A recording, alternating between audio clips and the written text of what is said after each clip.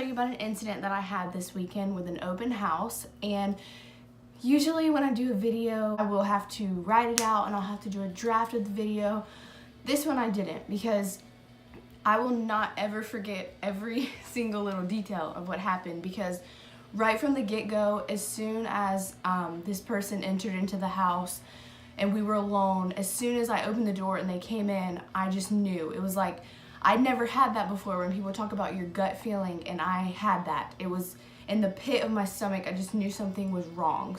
It started, I put a video up the other day. I had an open house on Saturday from 2 to 4. So this is just kind of like an awareness video. I'm gonna tell you everything that I did, hoping that, you know, by watching this video, this could help somebody and that maybe it could save someone's life. I just really like to think that a lot of the things that I did really helped me in the situation. So I was doing another open house for it, and I'm very familiar with this home because I did the first one. So I, you know, I went in at about 1:30, 1:40, and the homeowners left, and I sat there, you know, time kept ticking by, no one came, which is fine, you know, we're used to that. I mean, sometimes that's just how it is, especially if the weather's not good. I had no one the whole time, so which is fine, you know, I was making my little tour video of the house, and I am doing this alone. 3:50 rolled around, and I was texting my mom, you know, I'm telling her, oh, no one's here, whatever, and my mom's my broker, by the way, if anybody who doesn't know me or doesn't know that. So we were talking about things about the house. I was sitting in the kitchen and someone started banging on the back door. And this door has one of those bolt locks on it, and the actual handle that has a lock on it does not work, so they have to use the bolt lock, and it does not have a window on it or anything. It's kind of off into the sunroom. Well, so I walked to the back door and I went to go open the door. Well, I'm thinking first, I look outside and I see this tiny little white car. I couldn't make out the make of it, but it was just, it wasn't a nice car. It didn't even have rims on it. It was just super, super tiny. I opened the door and I'm just thinking, like, I have no idea what I'm about to open this door. Like, I don't know if it's gonna be a man, a woman, a family, or anything. So I opened the door. Immediately, as soon as I opened the door, I saw the man that was standing there, and I have had a lot of open houses where men have come in and, you know, I've given them tours of the home and it's just been us. There hasn't been any other clients there. I've been totally comfortable though. Never had a weird feeling or anything, but it was just as soon as I opened the door and saw him, I just had this feeling come over me. Like, I was like, oh no, oh no. Like, I was just looking at him and thinking, him and I are about to be in this home alone.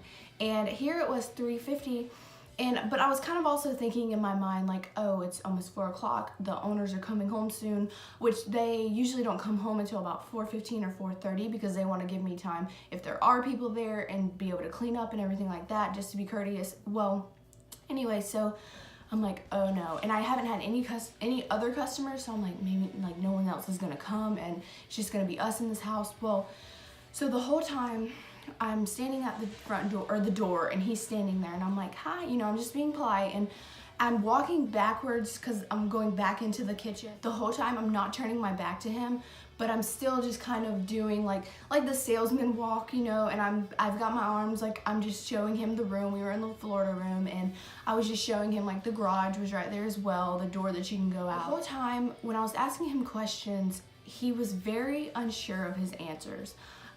When I say unsure, I mean, I would ask him a question. First, he didn't even want to give me his name. He stuttered when he gave me his name. He would not look me in the eyes. He kept putting his hands in his pocket and he was rocking back and forth and he was looking everywhere else. And then so I asked him who he was buying for, and he said that he was buying for his niece, but it took him a while to get to that punchline. Like, he was stuttering, and I was like, okay, you know, your niece, and I just thought it was really weird, but I just had a totally uneasy feeling, the way that he was making me feel, the way that he was acting like he was nervous, that was really making me nervous. So he's kind of, you know, got his hands in his pockets, and I'm walking backwards. Well, then I go into the kitchen, and he's standing in the main part of the kitchen, and I kind of sat at the bar. There's a bar that has stools, so we had the bar in between us, and I just wanted to make sure at all times that the bar was right there in between us, and I wanted to make sure I could see him at all times. And then it was like he almost lied to me, because he started bringing up investing, and he was saying how, you know, just BSing me. Everything was such BS, and I was just like getting more and more nervous, and I'm thinking like, this is not happening right now. Like, then he said, can I sign in? Because usually in an open house, you have a sign-in sheet. Well, I had just put it away because I was cleaning up. It was $3.50. I said, oh, I'm so sorry. I just put it up. I'll put your information on my phone. Now, this is one thing that I did that I was really proud of myself. I don't know, just in that moment, I had my phone in my hand and I started texting my mom, and I was telling him that it was the homeowners that were texting me and saying, oh, that they're on their way home, whatever. But really, I was texting my mom what the height that I thought he was. I said that he was 5'5". He was about 45 to 47 years old. He had brown hair, brown eyes. His eyes were kind of hazel. You know, I was giving her all of his characteristics, what he was wearing, the car he was driving. I didn't know the make. I just said tiny white car.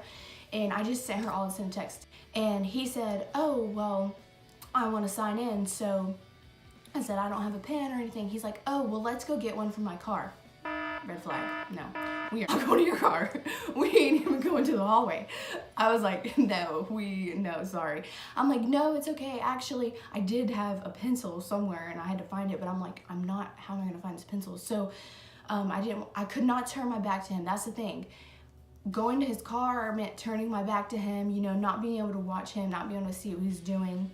So I'm like, no, we're not doing that. So I did find a pencil and I handed it to him or whatever, and he started to write down his information, and I'm thinking like, okay, this is getting, you know, he's writing down his information. It's not so crazy. Then he kind of went to the hallway of this house, which you can see from where I was sitting at the counter. It kind of has stairs that step up, and he was standing there and he's like, so what's back here? Like, and another red flag, the whole time, he didn't want to know anything about the house. He was not asking me anything about the house. He was asking me everything about myself. He was telling me everything about himself. He was trying to make me feel comfortable, you know, striking up a conversation with me. And I noticed right off the bat, every time I would tell him something about the house, he would change the subject to me or to him. And then he didn't even want to tour the house. I was the one that was like, oh, you can go check out the house, you know. So that's what got him to the stairs. And he's like, oh, what's up here? Like, he wanted me to go with him. And I was saying, no, I'm sorry. I'm not going with you. And then I was thinking, because if I were to tour with him, like an agent does, my back would be towards him. He would be able to take me into any of those rooms. In my head, I'm like, Lord, please let something happen. So then he just kept saying like, oh, well, can you show me up here? And I'm like, no, I'm sorry. Well, then he comes out of the kitchen, and that was another thing. He would never leave the kitchen area. And I was just, you know, he would kept trying to come around the bar, and I would kind of walk away from him. And then he would go on the other side of the bar. It was just weird. He was trying to get to me, but kind of like talking to me, but I was aware the whole time. I was watching every move that he made. I was memorizing every detail of him. I was letting my mom know. I was texting her. Then, thank you, Jesus, I was sitting at the counter, and you can see there's like a window in the kitchen where you can see the front of the house. Well, I saw this truck going by, and they started driving by, but they slammed on brakes and they backed up like onto the curb. And I was like, oh, thank you, Lord. Like, I realized that they were coming. So I was like, oh, it looks like I have some more customers, you know? And I went and I walked over to the front door. There's big double doors, and there's a wall in between the little foyer area and the kitchen. So he was still in the kitchen, and the people came up to the door, and they're like, knock, knock, you know, and I'm saying, oh, hi. When I opened the door, he was gone. He was like, thanks, and just left. And I don't even know where, you know, he was kind of trying to get out of the house, but I'm just like, okay, you know, I brought them into the house, and when we got into the living room area, kind of near the bar where me and him were, he was gone. Like, I could not find him anywhere. So I'm like, okay, you know, that's really weird. That was another red flag. I'm like, he didn't even want to stick around. He didn't even want to know anything about the house. He didn't take his hand out. It was just really weird. And I know, you know, he could have had no interest in the home, but from the get-go, I knew something was wrong. So then I was so thankful for these people, and it was so weird that they showed up, because it was like 3:58. Like, who comes to an open house at 3:58? Nothing against them, because I'm so happy they came, but you know, I couldn't help but thinking like, this is God right now. Like, I was so happy. So I thought, if he was trying to do something to me, then why wouldn't he come at 2? He knew I was there the whole time. And then they saw, you know, then I started thinking, if he came at 2, he would know that there'd be people coming between 2 and 4. But if he came at the end of the hours, then if he didn't know that people were living in the house, he probably thought it was vacant. I was there by myself, so if he came at the very end, could have thought that he would have had me that whole time, you know, if people weren't living in the house. He didn't know whether they were or not, but he could have thought, you know, that after 4 p.m. no one would be coming because that's what the sign said.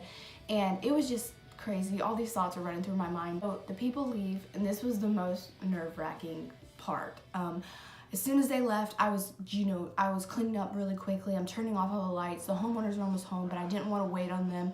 I'm calling my mom on the phone. I'm telling her everything. I'm explaining, you know, I'm okay, but I was telling her what was happening. And then when I went to the room where we were when we walked in, that sunroom, I go back there to turn off the light, and the door that I was telling you about that he came through was a door with the deadbolt on it. It's actually kind of broken, so you have to push up against it to turn the lock. Well, I went up to it to go lock it, and the door was locked. My heart just sank. I was so scared in that moment. Like, I did not, because from the beginning when he came in, I was walking backwards to the kitchen the whole time. I never turned my back on him. I never went back into that room. And when I went into that room with those people, when they saw it, we stood at the very other end of the door near the kitchen. We didn't even walk completely in the room. So I was so scared. Like, there was a second when he did, you know, when he walked into that hall, when he stepped up there, and then he walked into the sunroom, and I'm at the counter when I was texting my mom, I was just like, you know, he locked that door. And at that moment, you know, I was trying to justify everything, and I was like, no, he had bad intentions, and if those people wouldn't have come, I have no idea what the outcome would have been. It probably would have been terrible. I was thanking God. And then I was so scared because I had to go get all my open house signs, but, you know, I could not stop thinking about it. And I was just thinking over and over again how unprepared I was. I did have, you know, my protection with me, but I didn't feel like in those moments that it was close enough to me. I didn't feel like I was able to protect myself. And that's something that I noticed and right away, and it brought fear over me. I think if I would have been more prepared, if I would have really taken it seriously that these things could happen to me, and I would have brought a partner with me to these open houses, then I wouldn't have been as nervous if somebody else would have been there, of course, because as soon as those people came, it was like a sigh of relief. As much as I've tried to justify it, when I went to that room and that door was locked, there was no justifying it. And I was sick to my stomach of thinking of everything that could happen, and I was just so thankful that it didn't happen. And I was like running to my car, and at that moment, as soon as that happened, the homeowners actually came home, so I was happy because when I was leaving, they were home, there were people there. So there's just so many things, y'all. You have got to be aware of what's going on, especially as a woman in this industry, as a woman in anything. If you are ever working alone, if you're taking complete strangers places, you have got to be aware. Get you some protection. Be aware of your surroundings. You know, do not be naive. Do not turn your back. And, you know, you just have to be aware at all times of what's going on when you're in those situations. You know, not just open houses, showings, anything. Even if you think you know people, like if someone you knew previously or someone you know contact you, you know, just never let your guard down. I just wanted to share that with you. I hope that this can help somebody. I hope that this can bring some awareness to you as an agent. And I just hope that, you know, this story will open your eyes a little bit, because like I said, I didn't think that it could happen to me. And thank goodness nothing happened, but something could have happened. Just make sure you're prepared, make sure you're aware at all times, and y'all be safe.